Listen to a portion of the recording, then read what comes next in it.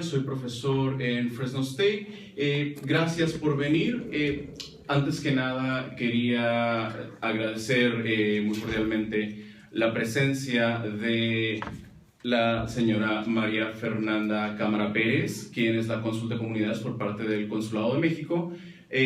Gracias por habernos ayudado, por haber colaborado aquí con su presencia y también en la promoción de este evento. Entonces, un aplauso caluroso a ella. Gracias.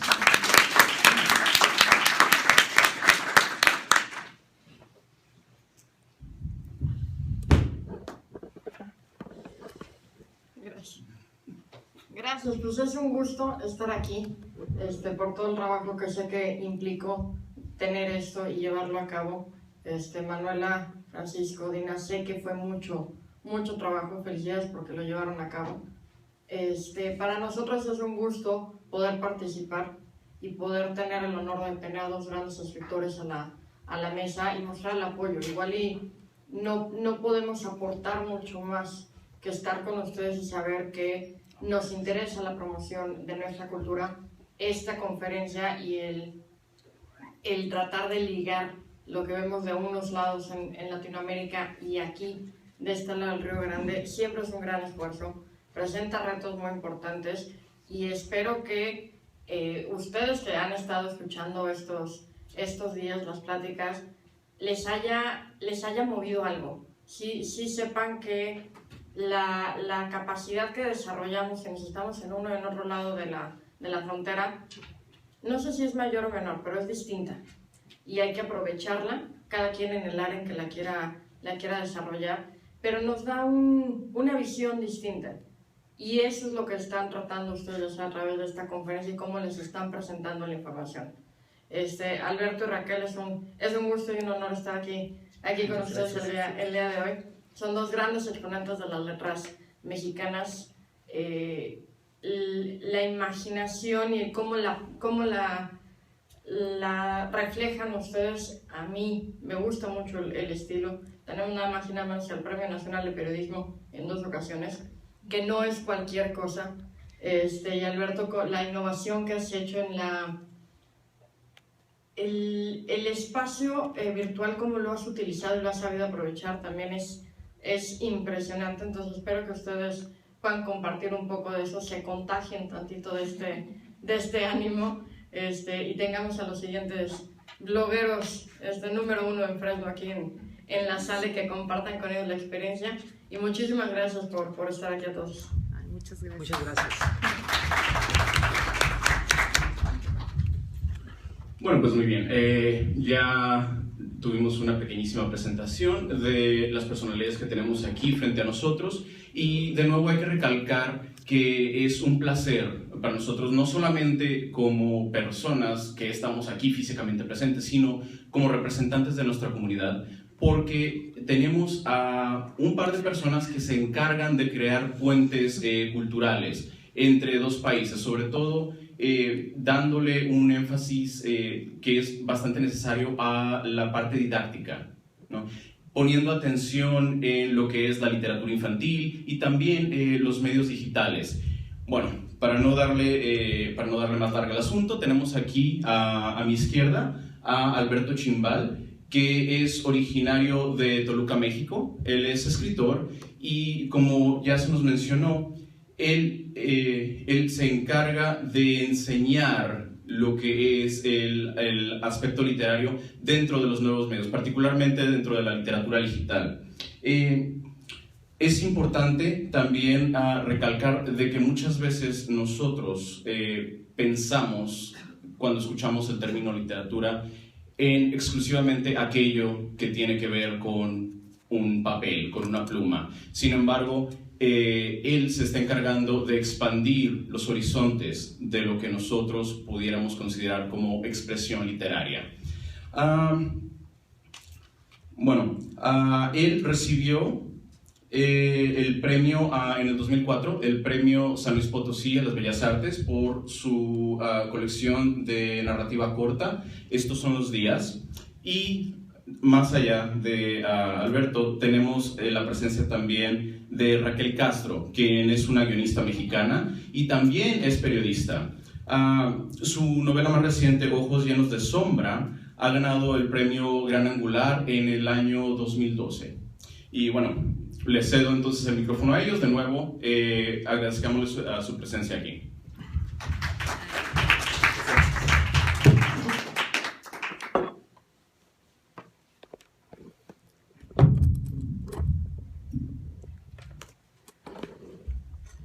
Estamos transmitiendo en vivo por Periscope, por eso está aquí el No tipié, crean que Alberto es todos. adicto a su celular y que no puede dejar de verlo ni siquiera en las conferencias. ¿No es así? Es tu tripié, mi reina. Bueno.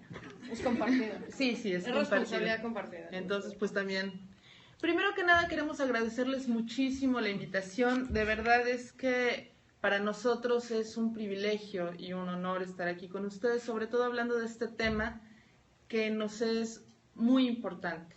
¿No, Alberto? Así es. Y ¿abres, no? Lo dicho, muy buenas tardes a todos. Gracias por acompañarnos en esta ocasión. Gracias por haber estado en estas jornadas en las cuales se han discutido muchos temas muy interesantes. Nosotros nos llevamos, no solamente muchas satisfacciones personales, sino también muchos temas en los cuales pensar y muchos enfoques para encontrarnos con textos nuevos y para volver a conocer otros que quizá ya habíamos visto. Algo de lo que nos interesa hablar en esta ocasión aquí con ustedes es justamente este tema de lo que hemos llamado la imaginación en México, que no es exactamente la vertiente más conocida, digamos, de la narrativa mexicana actual, pero estamos convencidos de que es de alguna manera un conjunto de obras que está abriéndose paso en la actualidad, que es más abundante de lo que parece y que también es más pertinente, más relevante para el presente de nuestro país de lo que podría suponerse. Me refiero a lo que habitualmente se conoce como narrativa fantástica. Esta denominación no habría sido problemática hace 50 o 60 años cuando Jorge Luis Borges sacó junto con Adolfo Bioy Casares y Silvina Ocampo la antología de literatura fantástica, que de alguna manera empezó a fijar en la cultura hispanoamericana la noción de esta práctica o serie de prácticas de la narrativa que están básicamente unidas por el uso de la imaginación fantástica, de la facultad de figurarse, de inventar, de enunciar cosas que no existen, a sabiendas de que no existen, para confrontarnos con nuestras propias ideas respecto de lo real. Durante mucho tiempo, durante décadas, desde México hasta Argentina, toda Hispanoamérica tuvo una fuerte presencia de autores que se conocieron y que fueron leídos a partir de la denominación literatura fantástica, que como ustedes saben data por lo menos desde el siglo XVIII europeo y después se propaga en todas direcciones a partir de los movimientos del romanticismo. Sin embargo, en las últimas décadas esta etiqueta, esta denominación acaba siendo acotada, reducida, un poco cooptada por los grandes consorcios editoriales que la utilizan para sus propios fines. Actualmente se piensa, si ustedes se ponen a preguntar al respecto, que si hablamos de literatura fantástica estamos hablando de magos, de unicornios o de Juegos de Tronos, ¿no? Se olvidan de todo esto que comentaba Alberto y además un fenómeno muy interesante es que reescribimos el pasado literario de América Latina ignorando esa literatura que sí existió y que fue muy saludable. Ahora es común escuchar gente diciendo que dado que América Latina tiene la herencia española de la Inquisición, son culturas que no imaginan, que está prohibido pensar en lo fantástico. Y es una de las situaciones que pues más nos han inquietado a nosotros, porque ¿cómo puedes al mismo tiempo estar leyendo a Jorge Luis Borges y decir que no existe literatura fantástica porque la Iglesia la prohibió durante los primeros años del asentamiento de estas civilizaciones, ¿no? Y bueno, hay otros prejuicios que son los que tenemos acá atrás, que son, para empezar, decir que es un género, pero en este sentido despectivo, ¿no? Como cuando decimos que literatura de género, o en español se usa más de subgénero, es un conjunto de obras que son cortadas por una misma tijera, que deben tener personajes muy parecidos entre sí, que deben tener un mismo tipo de conflicto, que deben resolverse de un mismo modo y que deben concluir más o menos igual, ¿no? Entonces, se piensa que toda la narrativa fantástica entonces tendría que tener un dragón, un unicornio, una princesa, o bien un anillo que tiene superpoderes, o bien un vampiro que brilla a la luz del día, ¿no? ¿Otro? Sí, peor todavía, la presunción es que también estas obras, además de contener como estos elementos uniformes, pues son todas de muy mala calidad, ¿no? Producidas en masa para satisfacer una presunta necesidad o demanda de un mercado internacional que compra cualquier cosa, así sea pésima, simplemente porque cuenta con estos elementos. Esta idea no se da cuenta de que la situación en México es muy diferente. Es decir, no existe en México, que tiene un mercado editorial, por desgracia, muy, muy endeble, raquítico, realmente una cantidad suficiente de lectores como para soportar semejante producción mercantil. De hecho, los que serían géneros o subgéneros de moda realmente productivos y rentables en México serían otros. La narrativa de la violencia, por ejemplo, con todos a pesar de que nos ha dado grandes obras, también por el mismo éxito alentado por la situación terrible en la que vivimos, ha dado pie a muchas obras que no valen mucho la pena, que están en la estela de las obras grandes y que sí son un cuerpo voluminoso de textos. Igual otros tipos de libros que ya van incluso más allá de los géneros literarios convencionales, los libros de autoayuda, los libros de reportaje político, esos son los que serían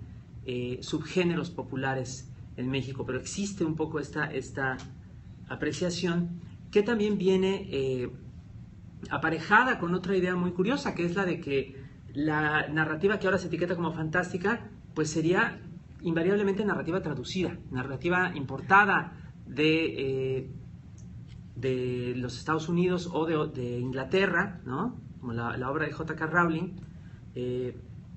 por una distorsión muy rara, quizá del sistema educativo nacional, que nos da a entender que las obras producidas en México son obras que tienen que leerse a la fuerza para contestar preguntas en un examen, que quita, digamos, como a la producción nacional la posibilidad del contacto placentero más allá de las aulas, ¿no? Sí, bueno, en ese mismo sentido, hemos conocido casos de autores que se cambian el apellido o que le dan énfasis a un apellido de origen extranjero, o bien que se cambian el nombre a iniciales nada más, ¿no? Para poder tratar de insertarse en este prejuicio de la literatura traducida. Y se piensa que entonces si hay alguna obra de ciencia ficción o de fantasía o de alguno de los otros géneros que se consideran de literatura fantástica, deben ser escritos por autores de fuera. Otro prejuicio bien grande es el del escapismo, que el autor que escribe de literatura fantástica está dándole la espalda a la realidad nacional o a la realidad social, y que elige vivir en su mundo color de rosa, donde hay unicornios y magos con varitas y todo esto que ya comentamos, ¿no? Que de hecho es uno de los prejuicios más fuertes y más difíciles de superar, porque los autores se sienten amenazados, se sienten avergonzados, como que cuando dices escribo este tipo de literatura, estás pidiendo perdón o pidiendo permiso, porque dada la situación del país, ¿cómo es posible que te atrevas a una cosa así? Cuando son además ideas de gente que no lee este tipo de literatura, porque se daría cuenta que de hecho son muchas veces la literatura fantástica o de imaginación se atreve a abordar o tiene la facilidad de abordar temas que la literatura de subgénero realista queda más claro y más notorio que está criticando, y entonces está más proclive a la censura, ¿no? Sí, justamente pensando en todos estos prejuicios, en los últimos años varios autores mexicanos hemos estado simplemente para darnos un poco de espacio, para reclamar una serie de posibilidades creativas que de pronto se niegan a partir de estas lecturas prejuiciosas. Estamos pensando en algo que llamamos literatura de imaginación. En el fondo no es más que una etiqueta, yo soy el primero en decirlo, pero es una etiqueta que no trae estas connotaciones a veces reductoras, a veces negativas, que sí trae el término narrativa fantástica, y la hemos estado impulsando con la idea de proponer, digamos, otra posibilidad de lectura de esta misma, diría yo, tradición en la que nos encontramos. Es importante decir esto porque, por una parte, la imaginación fantástica, simplemente, como decía yo, esta facultad de invención que pone a prueba nuestras ideas respecto de la realidad, es una que se encuentra en muchas obras diferentes. Cuando la encontramos en México, no hay tal uniformidad u homogeneidad en el cuerpo de obras en las que podemos encontrarla. Y por otra parte, también ocurre un fenómeno muy curioso. Hay obras, incluso obras muy celebradas dentro del canon mexicano, que utilizan esta imaginación fantástica, no necesariamente, digamos, como un recurso o un elemento central o dominante a todo lo largo del cuerpo de un texto, pero sí en determinados momentos de manera decisiva, de manera crucial. Y estas obras, digamos, si tienen suerte dentro del azar del reconocimiento, de la recepción, pueden escaparse de la denominación fantástica, salirse con la suya, ser grandemente apreciadas. Pero entonces ocurre que al intentar releerlas, a veces se hace de lado o se soslaya esta cualidad de la imaginación. Dos ejemplos que son muy importantes en la tradición mexicana son estos. El primero, Sueño, el gran poema, a veces podríamos decir fundacional de la literatura mexicana, escrito por la monja jerónima Sor Juana Inés de la Cruz, publicado en 1692, que es, además de ser un poema narrativo muy intrincado, realizado a imitación de Luis de Góngora, es un poema visionario, un poema en el cual la conciencia o la voz, digamos, del poema representa a un espíritu humano que abandona su cuerpo, abandona su atadura material para lanzarse al cosmos a tratar de buscar la trascendencia, la presencia divina.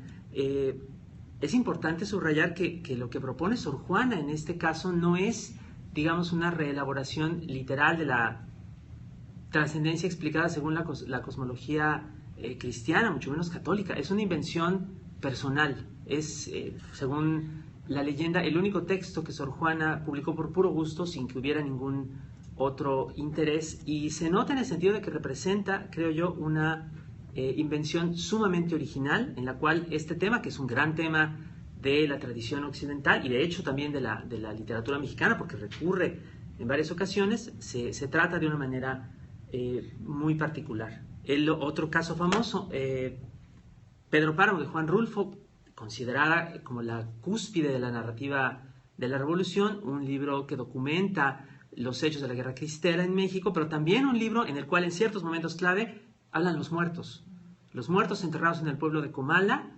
murmuran unos a otros en sus tumbas y se platican sus historias y recuentan de muchas formas esta noción, digamos, fatalista, muy mexicana, del peso invencible del pasado, del peso invencible de las tragedias ya vividas que impide que ellos puedan descansar en paz o siquiera marcharse del pueblo en el que estaban destinados a morir. hay que hacer énfasis, creo yo, en que a pesar de que, por supuesto, podemos interpretar de muchos modos, por ejemplo, Pedro Páramo, y hacer el énfasis en la cuestión de, las diferencias sociales y las injusticias y los patrones y la opresión, no podemos dejar de lado que dice la obra que los muertos hablan, ¿no? Que es algo que pasa mucho entre algunos críticos, que se esfuerzan en olvidar la parte fantástica en las obras para poder presentarlas como algo digno o respetable, ¿no? Y de repente hacen algunos intentos que son francamente admirables para tratar de sustraer el elemento fantástico a la hora de explicar algunos textos. Creo que nos vas a platicar de uno de esos en un ratito, ¿no? Sí, ¿de Hijo de Arreola? Uh-huh.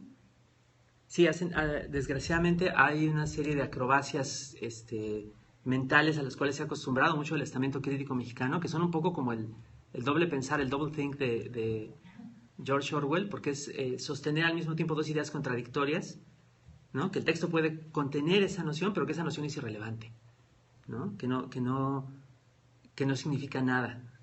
Allá decimos machincuepa para referirnos a un salto mortal muy extraño, entonces la crítica hace unas machincuepas mentales rarísimas. Muy pero bueno, por contra, uno puede encontrar que, insisto, no hay nada más una gran cantidad de obras que podemos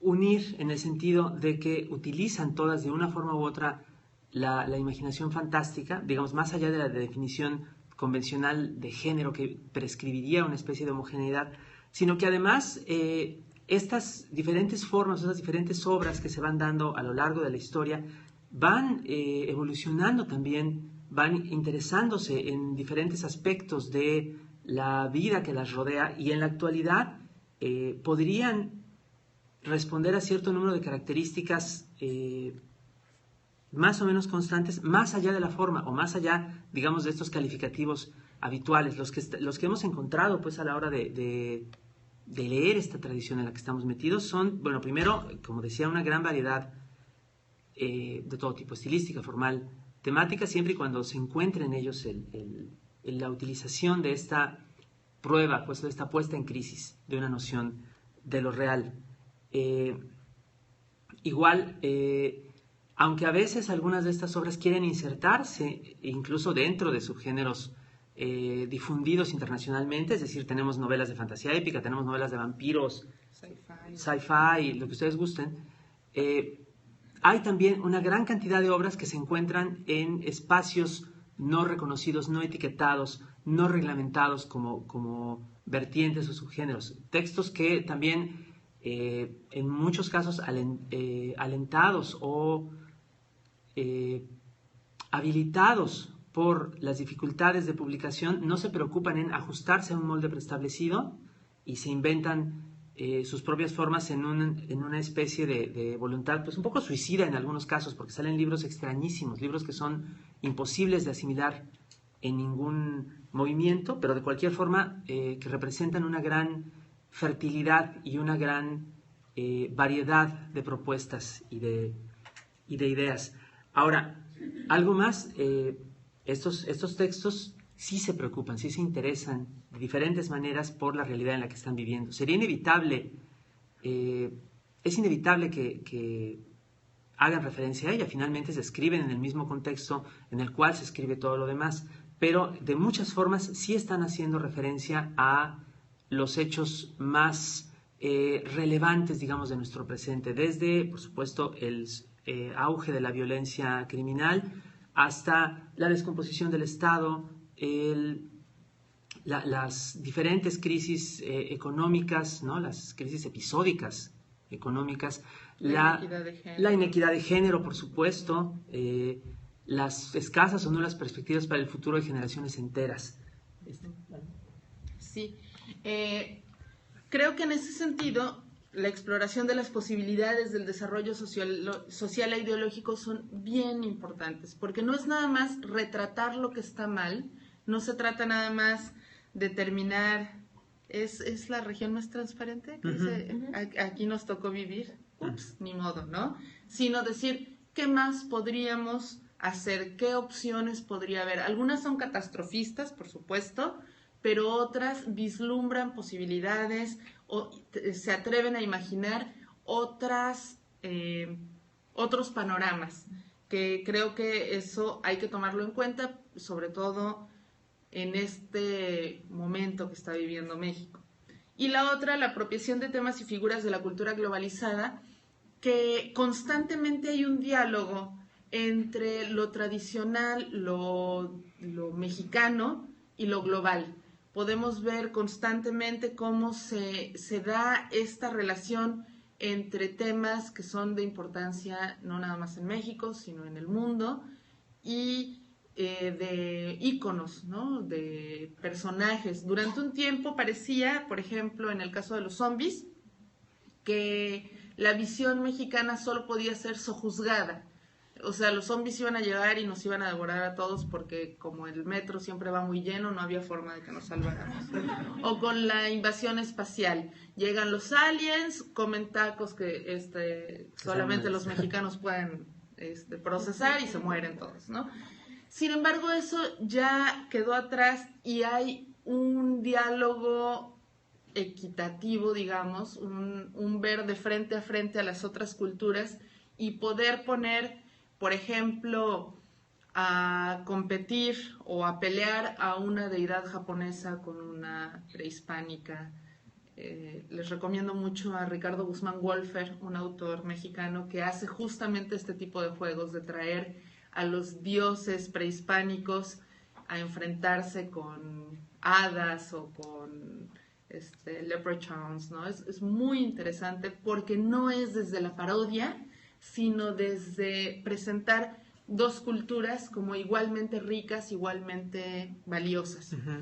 Por cierto, nada más en este asunto de las características actuales, que decimos que la principal característica es que hay pocas cosas en común, ese es otro rasgo muy interesante, porque durante mucho tiempo se pensó que las generaciones debían tener un mismo tema, que debían tocar un asunto particular que debía importarle a todos los autores y que, por ejemplo, todos los autores de ciertos años tenían que hablar de la Revolución Mexicana, ¿no? Y ahora estamos viendo que las afinidades no son cronológicas, sino más bien estéticas o temáticas. Podemos encontrar familias de autores que no están en un mismo estado de la República Mexicana, ni siquiera que están viviendo en una misma época, sino que tienen una misma obsesión o un mismo modo de desarrollar los temas. Y esto, creo, nos permite verlo más que como bloques, como archipiélagos literarios, que también es muy interesante, ¿no? Sí. Aquí hay los títulos de 5 cuentos que nos parecen emblemáticos. También hay novela, por supuesto, pero estos textos pueden encontrarse con relativa facilidad y de ellos se puede hablar, pienso yo, como textos representativos de todo esto que estamos comentando. Por ejemplo, La otra noche de Tlatelolco de Bernardo Esquinca es un cuento que mezcla, digamos, los sucesos conocidos de la masacre de la Plaza de las Tres Culturas el 2 de octubre de 1968, que fue llevada a cabo por el ejército contra un grupo de estudiantes que protestaban en aquel entonces. Lo mezcla con elementos de las historias clásicas de zombies.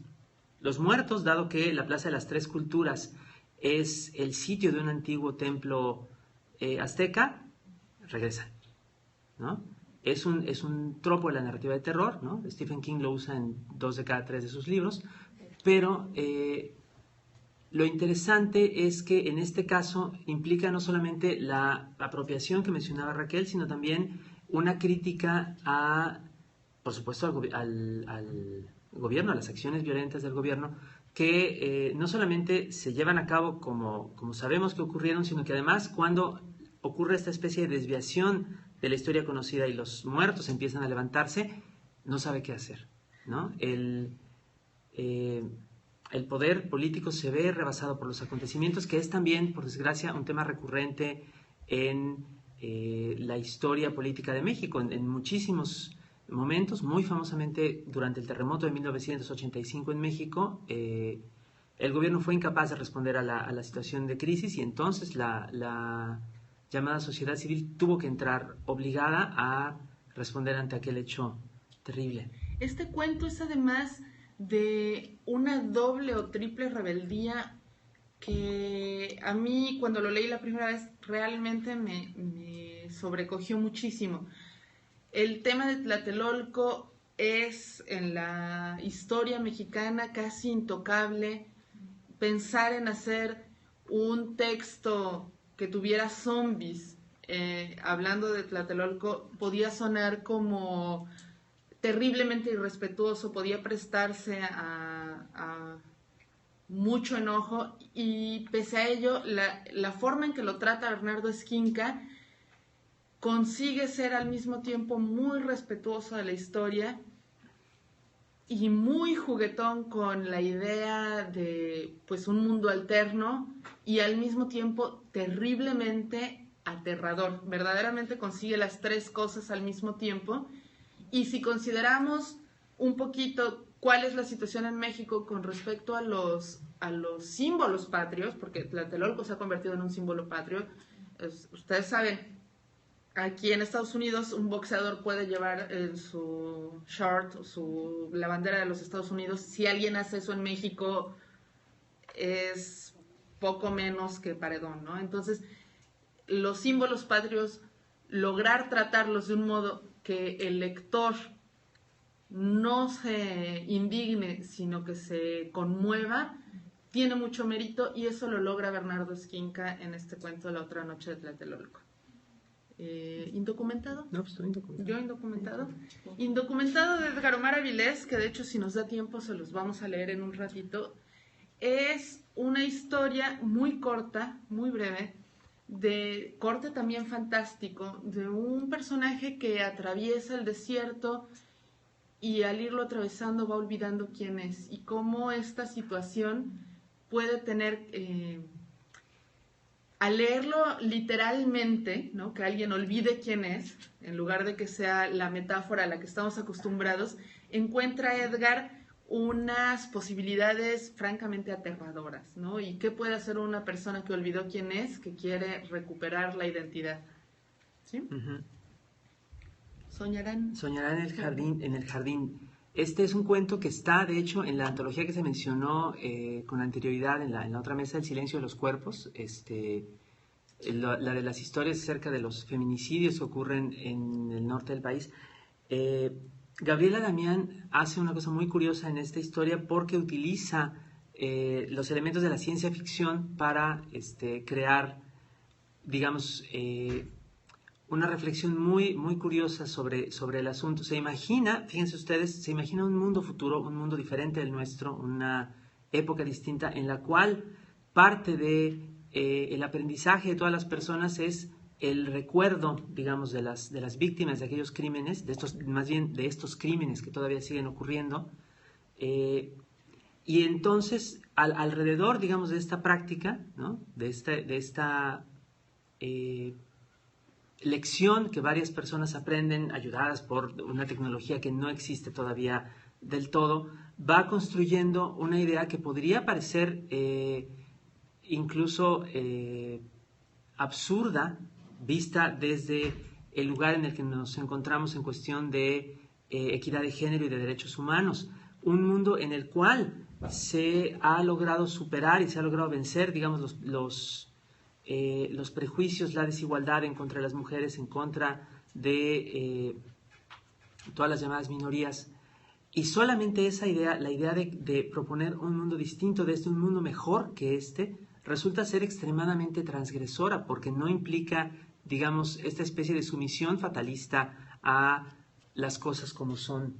Es un cuento muy conmovedor, que recuerda también otro texto de años anteriores, poco más clásico, digamos, en tal sentido, que es Crónica del Gran Reformador, de Héctor Chavarría, un autor prácticamente desconocido en la actualidad, pero que se volvió un poco un clásico de culto en la medida en que proponía una idea también aparentemente escandalosa. En su texto, en lugar de que los españoles conquisten al Imperio Azteca en 1521, los aztecas, ayudados por ciertos elementos providenciales que no tiene caso describir, rechazan la invasión, eliminan a Hernán Cortés y a toda su gente y van y conquistan Europa. Que puede parecer absurdo, pero en el fondo también es una subversión, es un ataque a una de las ideas cruciales del imaginario mexicano. Aquel país es uno que que empezó su historia con una derrota, ¿no? Y esa noción de una derrota, de un pueblo derrotado, vencido, ha estado durante siglos, pues, dentro de la imaginación mexicana, y ese texto la combate, igual que lo hace el texto de Gabriela Damián. El videojuego de Viviana Camacho lo pueden encontrar en una antología que se llama La Loca de la Casa, que ahorita vamos a hablar también de esa antología, pero como adelanto les digo, se puede descargar gratuitamente en internet. Y en este texto Viviana se imagina un mundo ligeramente más futuro, un mundo ligeramente futuro al nuestro, donde la guerra civil se dio entre ricos y pobres, y todo ocurre en una zona de las más ricas en la Ciudad de México, en Santa Fe, y el personaje protagónico llegó ahí justo cuando empezaba la guerra por trabajo, y ahora está como haciéndose pasar por una de ellos, ¿no? Y es la situación de cómo, pese a estar en una situación de guerra, los prejuicios sociales siguen estando presentes, cómo las clases sociales siguen en pugna, y cómo la misma clase alta que ahora está atrincherada en Santa Fe empieza a tener diferentes niveles, y hay quienes son más altos que otros, ¿no? Y el personaje principal, su función es de seguridad, tiene que dispararle a los pobres que se acerquen al muro que separa Santa Fe del resto de la ciudad, pero es como un videojuego. Usa una pistolita como las de Nintendo para disparar a través de su pantalla, y la tecnología es la que hace el resto. Entonces es también cómo se da esta evisceración de alguna manera entre nosotros, la pantalla, y lo que está ocurriendo del otro lado de la pantalla, y cómo pese a este tipo de cosas hay problemas que siguen muy presentes, como la desigualdad social. Es un texto además muy en el tono de estas historias apocalípticas que tienen este sabor muy del fin del mundo, pues, ¿no?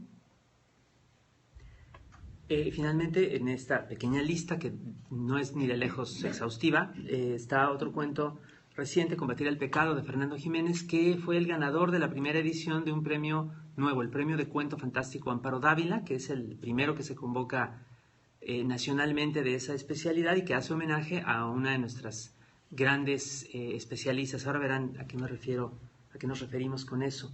Este cuento es raro porque tiene un humor muy corrosivo, muy agresivo, que es algo inusual también en la literatura mexicana, que en muchas ocasiones prefiere ser más tímida, más elusiva, y construye un mundo, una anécdota en un día cualquiera, en un mundo en el cual son verdad literal una serie de supersticiones de la derecha integrista mexicana, que en semanas y meses recientes se ha llamado mucho la atención porque ha llevado a cabo protestas en varias ciudades del país en contra de el aborto, la equidad de género y varios otros temas que le parecen, varias otras iniciativas y propuestas que le parecen detestables. Este cuento, cuando apareció, originalmente se publicó en redes sociales como parte del anuncio del premio, y ahí ocasionó una respuesta sumamente violenta y sumamente agresiva por parte de muchas personas, no únicamente de aquellos que no habían ganado el concurso, como suele pasar, sino también de muchas personas que les parecía ofensivo, que les parecía enojoso, que les parecía intolerable, precisamente porque pone en crisis una serie de ideas de las cuales no se suele hablar, ¿no?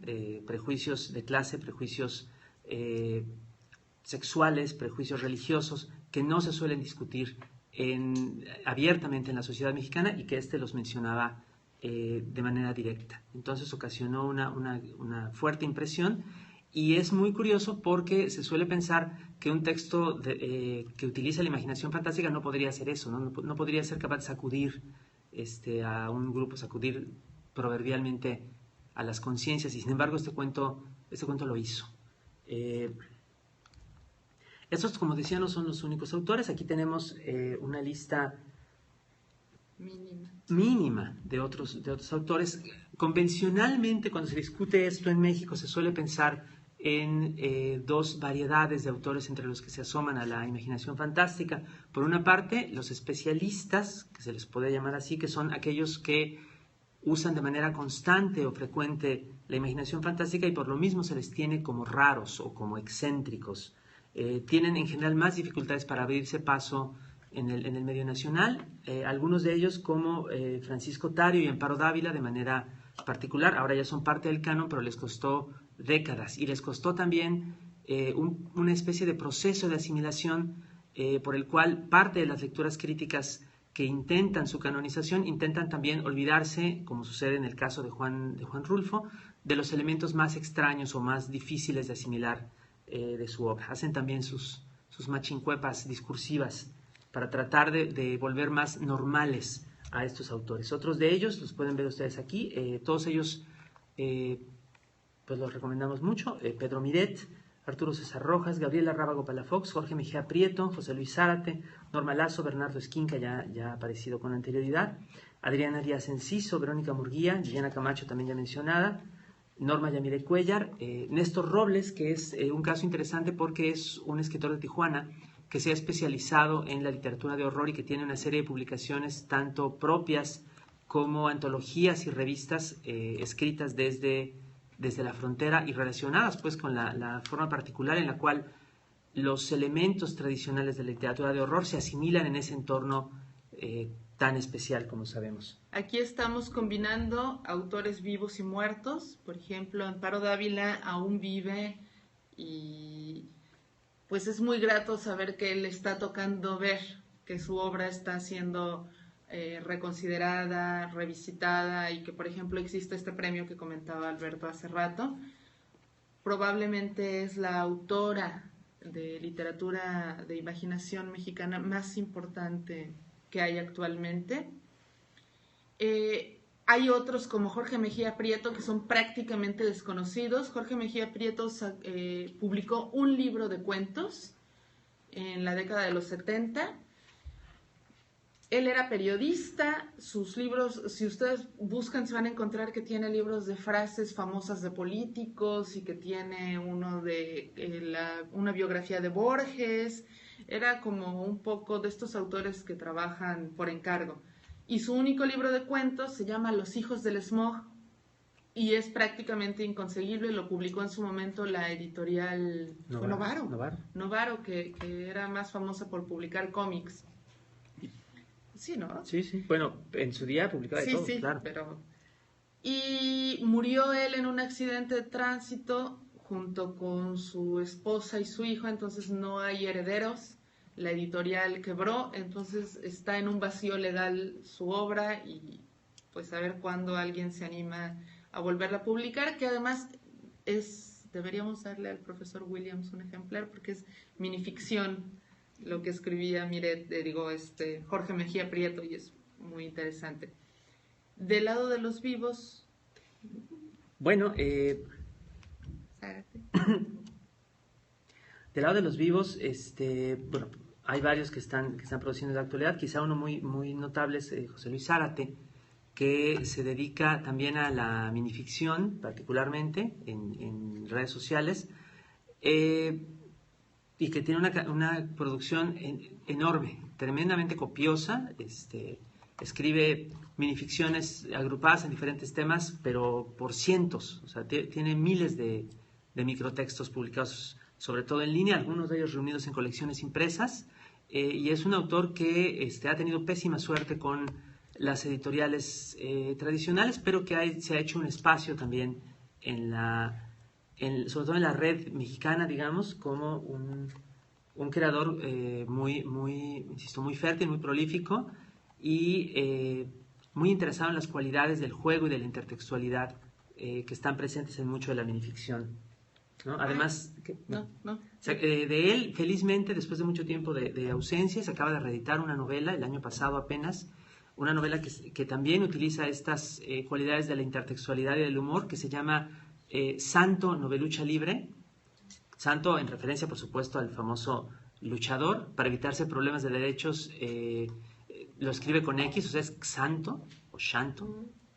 Y esta novela, que aparece originalmente en 1994, anticipa, de hecho, una buena cantidad de prácticas intertextuales que en la actualidad son comunes, en particular lo que llaman a veces el mashup, que es la reunión de personajes de diferentes mundos narrados en una sola historia. La novela de Zárate enfrenta al luchador clásico del cine mexicano, el Santo, con los monstruos interestelares de H.P. Lovecraft, que se pelean por el destino del universo, además en la muy católica ciudad de Puebla. Entonces es un libro muy imaginativo, muy extraño y muy gracioso también. Yo iba a comentar de Verónica Murguía que dentro de las rebeldes que se ponen a escribir literatura de imaginación en México, además se pone a escribir literatura de imaginación exótica, le dicen.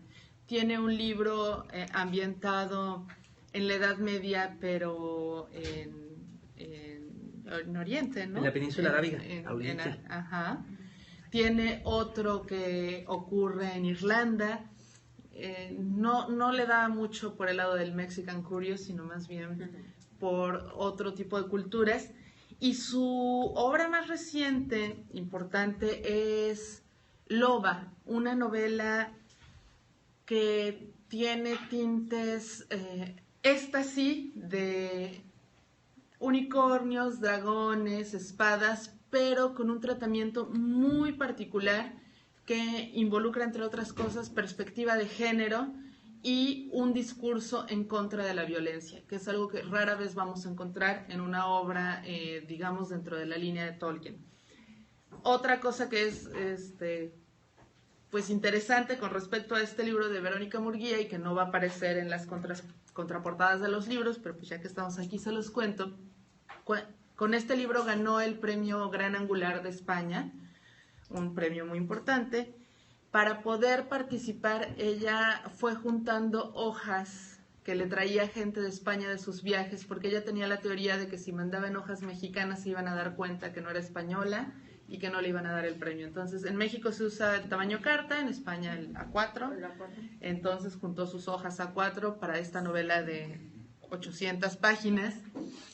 Hizo sus engargolados, aprovechó el viaje de una amiga suya a Portugal para que mandara el trabajo y ganó. Lo que es muy interesante es que uno de los miembros del jurado le dijo cuando la conoció: yo cuando leí tu obra pensé que eras un hombre anciano, estudioso que vivía en Salamanca.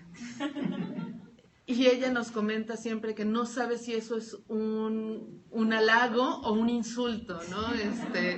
Es interesante por el lado de la perspectiva de género que tiene un libro para que alguien crea que tendría que ser escrito por un hombre anciano en Salamanca para merecer ganar un premio, ¿no? Pero es un paréntesis simpático, creo.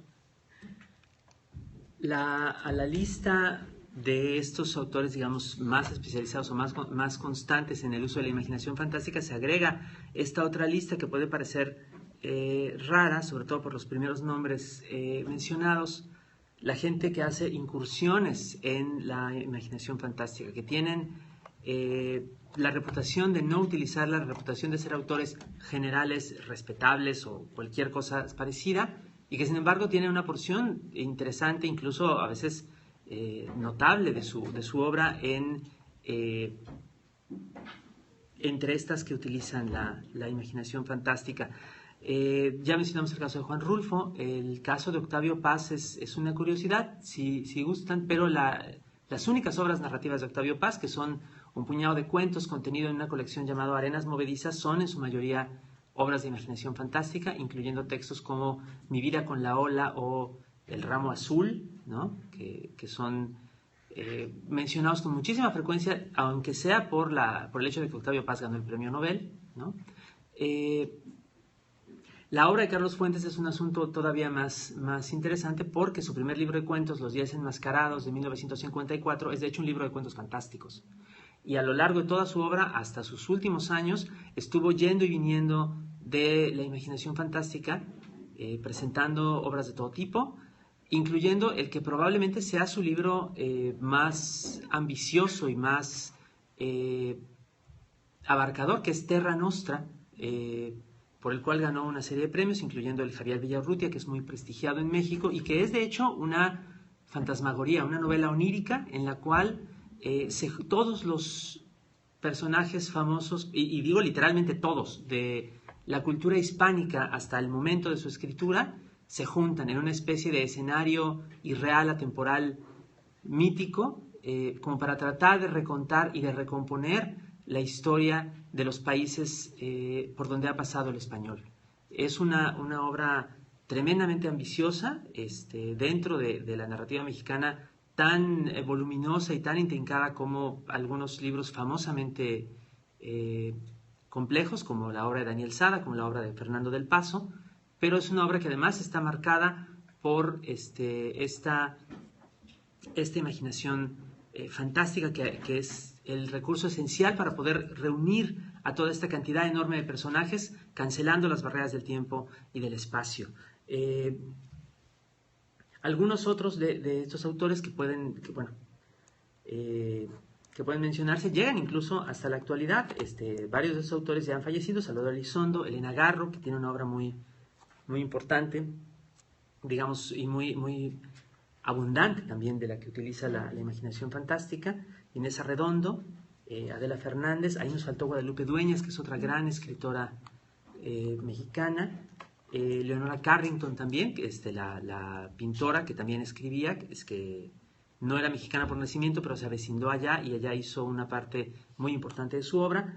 Hasta llegar, insisto, a la actualidad. Adela Fernández, una autora recientemente fallecida, que era también investigadora de las tradiciones culinarias y artísticas del México prehispánico, y que se hizo famosa por eso, hasta autores de nuevas promociones como Mario Bellatín, del que se habló ayer, ¿no? Que utiliza también dentro de sus proyectos de escritura conceptual una buena parte de imaginación fantástica en varios de los libros, no en todos.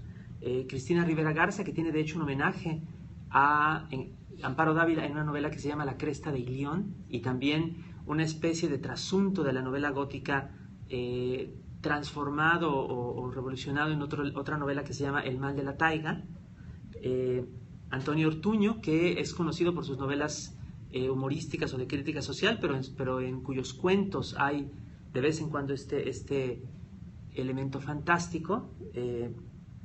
También Daniela Tarazona, y otro escritor de la frontera, Pepe Rojo, que es menos conocido de lo que debería, porque ha publicado muy poco. Más que la publicación, lo suyo ha sido, digamos, el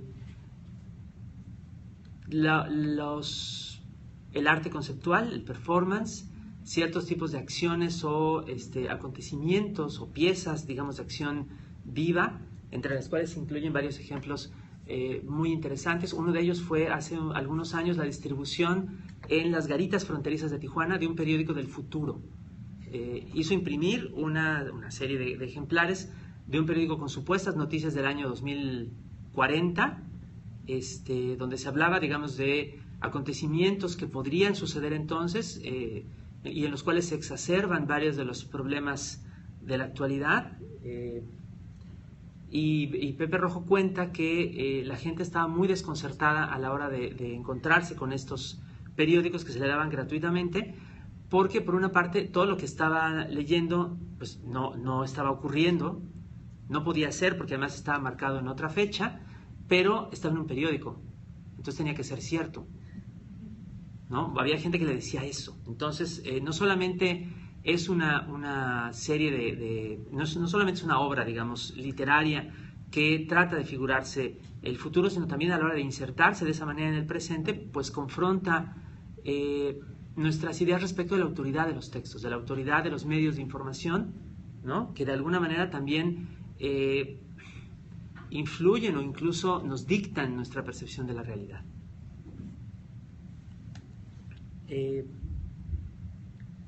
Bueno, entre las antologías que les venimos a proponer como ejemplos para partir, si ustedes gustan dar un salto a este tipo de literatura, si quieren conocer más al respecto, de hecho hay muchas. De hecho, en contra de eso que decíamos al principio, que se cree que en México no hay literatura fantástica, es muy fácil encontrar antologías que demuestran justo lo contrario. Y creemos que la primera por donde se puede abordar el tema es el libro de la imaginación de Edmundo Valadez, que siendo estrictos no es una antología solo de autores mexicanos. De hecho, Valadez hizo aquí un trabajo muy interesante de inventarse minificciones también a partir de novelas y otros textos. Se puso a sacar textos cortos que le gustaban, que le parecían interesantes, tanto de autores mexicanos como latinoamericanos, como de todo el mundo, algunos de los cuales son extractos de cuentos largos o de novelas, pero que nos presentan, al ser sacados de su contexto original y puestos en esta antología, adquieren una característica más como de cuento, justamente, de cuento corto. Y son, pues, los ejemplos mexicanos muy, muy buenos. Sí, una antología, de hecho, señera en el desarrollo de lo que después hemos entendido como el género de la minificción, a la par de, por ejemplo, los cuentos breves y extraordinarios, que es una compilación similar de Borges y Bioy Casares. Estas son otras antologías, digamos, históricas, estas que están ahora en pantalla, que ilustran, digamos, diferentes etapas del cuento fantástico mexicano. Es muy interesante la antología Cuento Fantástico Mexicano Siglo XIX del investigador peruano Fernando Tola de Javich, porque desentierra de los archivos, de las bibliotecas, una serie de historias escritas no solamente por autores, digamos, excéntricos o especializados, sino por varias de las grandes figuras del siglo XIX mexicano, como Guillermo Prieto, como Vicente Riva Palacio, como Ignacio Manuel Altamirano, todas ellas, digamos, dentro del modo convencional o factible de la época, en el sentido de que en muchos casos cuentan hechos de lo más inusual y extraordinario y terminan diciendo, en ese momento se despertó, todo era un sueño, o en realidad no era cierto y hay una explicación.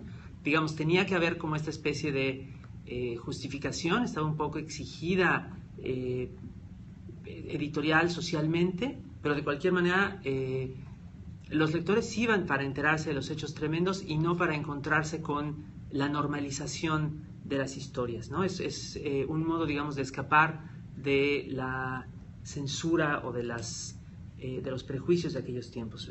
Las otras autoras que vemos aquí, Ana María Morales y María Elvira Bermúdez, la autora de Cuentos Fantásticos Mexicanos, son investigadoras que en diferentes etapas también documentan parte de la evolución de la narrativa de imaginación. Estas antologías son más recientes.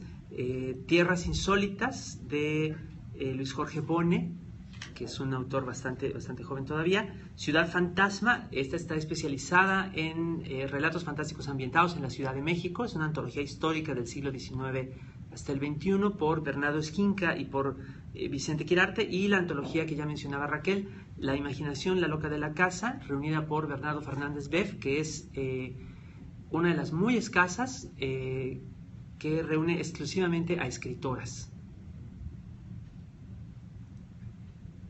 Esta la publicó la Universidad de Colima, Uh-huh. no, el Estado de Colima. Estado de Colima, sí. Y por eso es que la pueden buscar en internet y está para descarga gratuita y pues eso está muy bien. Las otras supongo que también las pueden encontrar para descarga gratuita, pero se llama piratería, entonces no digan que yo se los recomendé. No, ya dijo nada. Estas otras dos antologías son más recientes, son la antología Andan Sueltos como Locos, de los primeros ganadores del concurso de cuento Amparo Dávila, publicada el año pasado, y Penumbria, año 1, que es una compilación de los autores publicados en una revista independiente llamada así, Penumbria, en honor de Emiliano González, otro de los grandes especialistas, digamos, de la narrativa fantástica nacional, que tiene unas cuentos y otras historias ambientados en su propio mundo ficticio, en el cual es un elemento destacado una ciudad donde siempre son las 5 de la tarde, que se llama Penumbria. Es una obra narrativa muy personal que este grupo de autores muy jóvenes retoma como su figura tutelar y, bueno, realizan sus propias revistas, sus propias antologías. Es un movimiento, digamos, interesante en la medida en que se vale de las nuevas tecnologías y es totalmente independiente. Esta otra antología es importante porque es la primera hecha para el mercado de habla inglesa, 3 Messages and a Warning, compilada por Chris Brown y C.M. Mayo, publicada por la editorial independiente Small Beer Press, que contiene pues una buena cantidad de textos de autores de la actualidad y que curiosamente o felizmente, según se quiera ver, estuvo nominada en su momento, fue finalista para el premio World Fantasy Award, premio mundial de fantasía que se otorga anualmente aquí en los Estados Unidos en la categoría de antologías. Finalmente no ganó, pero todos los implicados desde entonces dicen, sí, me nominaron al World Fantasy Award, ¿no? Pero bueno, y se puede encontrar y trae realmente textos muy interesantes. Platícanos de esta otra. Esta es una reunión en línea que también las hay y que, bueno, que la queremos mencionar. Sí, bueno, este es un trabajo que hacemos, Alberto y yo, La Imaginación en México, Imaginación MX en Tumblr. Queríamos originalmente hacer una antología parecida a las anteriores que mencionamos, que tuviera autores mexicanos que tocaran el tema de imaginación fantástica en cualquiera de sus vertientes. Pensábamos que no había muchos o que no sería un problema y conforme empezamos a hacer la lista de los autores a los que nos gustaría invitar, nos dimos cuenta de que tendrían que ser varios volúmenes o que tendríamos que conseguir una editorial realmente generosa, porque son muchos los autores mexicanos que incursionan en esto. Así que finalmente decidimos hacerlo en línea, tomando como característica principal que fueran autores nacidos o radicados en México, que tuvieran al menos una publicación en papel o en línea, porque nosotros creemos mucho en lo digital, que tuviera como tema central o como herramienta o como elemento en algún momento del texto lo fantástico. O sea, realmente nos vimos muy incluyentes, esa era la palabra, gracias. Y bueno, al empezar a hacer la invitación a cualquier persona que cumpliera con estas características, que quisiera mandarnos su ficha biográfica, su fotografía y su texto de ejemplo, nos dimos cuenta de que había un gran interés, mucho entusiasmo por el tema, y entonces incluimos una cosa más, que cada uno de estos autores hiciera recomendaciones de otros autores que les gustaba, que les parecían interesantes de leer, y se fue haciendo una especie de entramado de similitudes o de intereses muy, muy grato. Lo tuvimos que parar hace un par de años, está un poco en pausa porque nos rebasó realmente, pero es un proyecto que no hemos dado por terminado y que pensamos puede servir como un buen panorama. La idea no es tanto hacer una antología en el sentido de que nosotros decidamos qué autor es bueno y qué autor no nos queremos volver un canon, sino más bien tratar de darle espacio a todos esos autores que podrían estar haciendo literatura de imaginación aún sin darse cuenta que lo que están haciendo puede entrar en este campo. Sí. Esta otra antología puede también interesar a las personas de la inglesa Mexican Speculative Fiction. Esta es una antología bilingüe, en línea también, en español e inglés, organizada por un proyecto de difusión literaria que se llama Palabras Errantes, una revista que se publica desde la Universidad de Edimburgo, en Inglaterra, y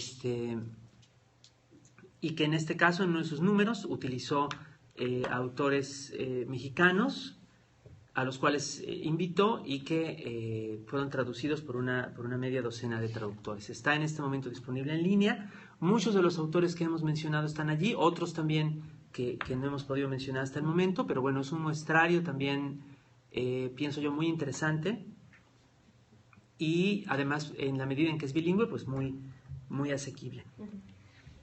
A partir de que se hizo necesario suspender el proyecto de la imaginación en México en línea, pues de todas maneras seguimos trabajando también en otras iniciativas que se fueron dando, y entre ellas, curiosamente, en los últimos años hemos estado relacionados con 3 antologías en las cuales se ha podido también dar al menos una muestra pequeña adicional a las que ya hemos mencionado. Yo fui compilador de Solo Cuento 7, que es el 7º volumen del anuario de cuento que publica la Universidad Nacional Autónoma de México.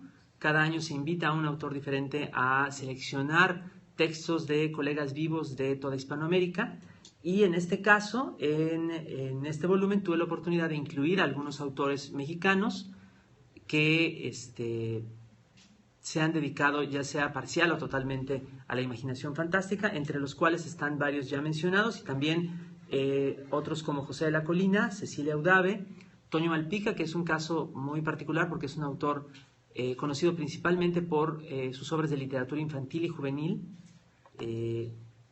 con las cuales tiene gran éxito en México, pero al que no se suele mencionar en la misma frase que otros autores conocidos por sus obras para adultos, a pesar de que tiene una gran calidad. También otros más jóvenes o más, digamos, más en calidad de emergentes, como Ascari Mateos, Erika Mergruen, y otros como David Miklos o Socorro Venegas, que no son conocidos necesariamente por su utilización de la imaginación fantástica. El caso de Festín de Muertos es una antología de cuentos de zombies que hicimos un escritor de Tepic, Nayarit, Rafael Villegas, y yo.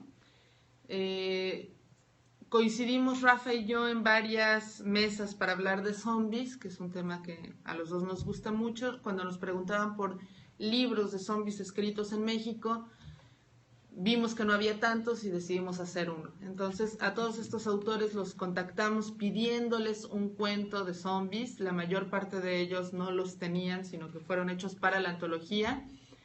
Y tratamos de incluir tantas mujeres como hombres. Al final no se pudo porque varias no quisieron.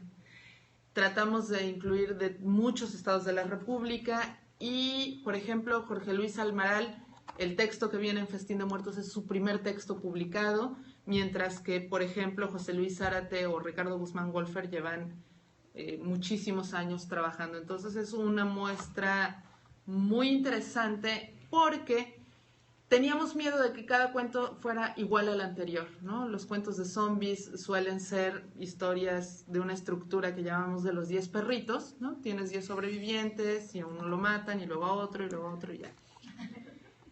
Y no, curiosamente cada uno de los textos usó al zombie como un pretexto para contar algo que le interesaba al autor. Y hay textos que hablan de la violencia doméstica y hay otros que hablan de la unión familiar, mientras que hay otros que hablan de feminismo y hay otros que hablan de la inquietud filosófica de qué parte de mí es la que me hace ser quien soy. O sea, si me cortan el brazo sigo siendo yo, si me cortan la cabeza sigo siendo yo, ya no. Es muy interesante, muy variado, y pues son autores mexicanos vivos que pueden dar una muestra de que tanto la literatura de imaginación como el cuento gozan de un muy buen estado de salud en México. De la misma forma, el último proyecto que queremos mencionar aquí es este libro, La Tienda de los Sueños, un siglo de cuento fantástico mexicano, que de hecho cubre aproximadamente 120 años de publicación. No es una antología tampoco exhaustiva, pero creo que sí es representativa. Tiene autores que van desde una figura señera del siglo XIX y del paso al XX como Amado Nervo, hasta autores que se encuentran con vida y produciendo. Ya he mencionado Edgar Omar Avilés. En esta antología sí fue posible reunir el mismo número de autoras que de autores, que es algo que teníamos como pendiente. Aquí sí se pudo lograr. porque también esto es importante subrayarlo. Con las dificultades del caso, creo que la narrativa de imaginación mexicana es uno de los espacios donde se da más fácil una producción y una recepción igualitaria. Porque, si no por otra razón, porque hay, digamos, la necesidad de superar en común o de remontar en común obstáculos que vienen desde afuera, pues desde estas dificultades de recepción y dificultades de lectura. Entonces, esta antología incluye algunos de los autores ya mencionados y también tanto autores especialistas como autores incursores, de aquellos que no necesariamente se dedican siempre a la imaginación fantástica, pero que incluso son autores no solamente famosos, sino famosos a causa de sus obras que emplean la imaginación fantástica. Un ejemplo es el de Leonora Carrington, ya mencionada, y también el de José Emilio Pacheco, uno de los autores más celebrados del siglo XX mexicano, que está aquí representado por uno de sus cuentos más emblemáticos, que es Tenga para que se entretenga. Un cuento muy enigmático, un cuento en el cual aparece un personaje que no sabemos si es un fantasma o un emisario del pasado, o no sabemos qué es, y ocasiona una serie de catástrofes en un momento muy identificable de la historia mexicana en mediados del siglo pasado, cuando uno de tantos presidentes voraces y corruptos, Manuel Ávila Camacho, está haciendo de las suyas en el país. Entonces es un cuento que enlaza, por una parte, lo más enigmático de la imaginación fantástica con lo más claro del conocimiento y de la recreación histórica. No sé si nos da tiempo de leer creo que ya no nos da tiempo. Pero bueno, 3 minutos. No, creo que no nos va a dar tiempo. Si no, vamos a poder leer el cuento del emigrante, del indocumentado de Edgar Omar Avilés. Este cuento lo pueden encontrar de cualquier forma en línea, está disponible. Lo que nos interesa, en cualquier caso, es, bueno, dejar esta idea de un panorama mucho más rico de lo que se cree, mucho más diverso, mucho más pertinente de lo que se cree que es el panorama de la narrativa mexicana de imaginación. Pues sí. Estamos de acuerdo. Estamos de acuerdo. No, yo iba a decir, y no estoy de acuerdo con nada de lo que dijo Alberto, y voy a empezar a explicar por qué. No es cierto. No, muchísimas gracias por su atención. Esperamos que les interesen estos autores y que a partir de aquí descubran otros. Muchas gracias.